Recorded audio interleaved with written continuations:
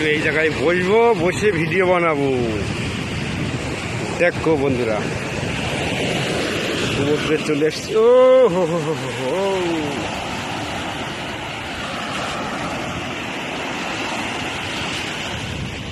একটা মাছ। কি মাছ এটা? ট্যাপা মাছ। ওই যে সুন্দর,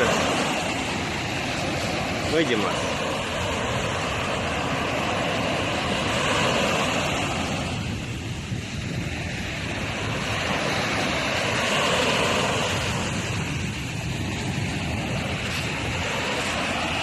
দেখতে থাকো আমার ছোট্ট কন্টেন্ট। অনেকদিন পরে সমুদ্রের ভিডিও বানাচ্ছি। ভিডিও বানানোর ইচ্ছা জাগে না, ভিউজ হয় না, এই কারণে ভিডিও বানাতে ইচ্ছা লাগে না। তো আজকে ভাবলাম একটু ভিডিও বানাই। আর আজকের পানির একটু উতাল ফাতাল হচ্ছে আজকে একটু বেশি, ঢেউটাও বেশি আছে। এই সময় তো পানি থাকে না, এই সময় পানি রয়েছে। আর সব দিন সমান হয় না, কিছু কিছু দিন একটু ঢেউগুলো একটু বড় বড় আসে। তো আজকে হয়তো 11টা-12টার দিকে হয়তো প্রচণ্ড পরিমাণে বৃষ্টি, এই সমুদ্রের চাপ ছিল। যেহেতু এই কোনা ভেঙে গিয়েছে, এই পাড় সব ভেঙে গিয়েছে তখন নিশ্চয়ই অনেকটা পানির ইয়ে ছিল। দেখতে থাকো।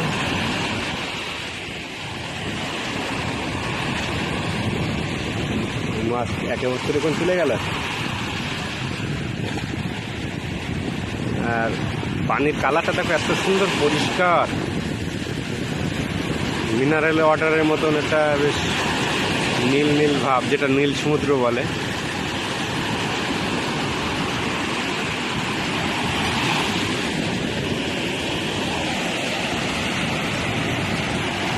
খুব সুন্দর একটা দৃশ্য।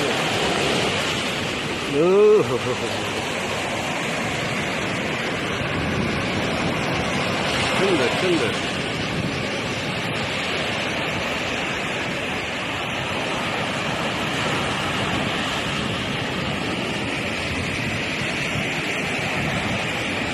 পানিটা অনেক নিচে লেগে গেছে, তো আওয়াজটা বেশি করতো। এই কারণে যদি উপরে থাকতো এত আওয়াজ হতো না। এই যে পানি আসার সময় যে আওয়াজটা করছে, ওই আওয়াজটা হতো না। কিন্তু খালি এই যে ঢেউটা যখন বাড়ি খেত তখনই আওয়াজটা হতো, কিন্তু ঢেউটা তখন বড় বড় থাকতো। কিন্তু ওই সময়টা রোদ প্রচণ্ড থাকে, তো ওই কারণে আমরা আসি না।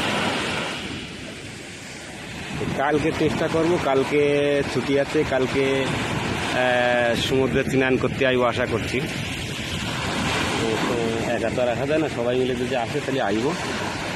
সমুদ্রে অনেকদিন স্নান করিনি। সমুদ্রে স্নান করলে গা কালো হয়ে যায় বলে সমুদ্রে স্নান করতে ইচ্ছা করে না। এই পাথরের উপরে যাবা, পাথরের উপরে। তো ভিডিওটা কেমন লাগলো অবশ্যই কমেন্ট করে জানাবেন।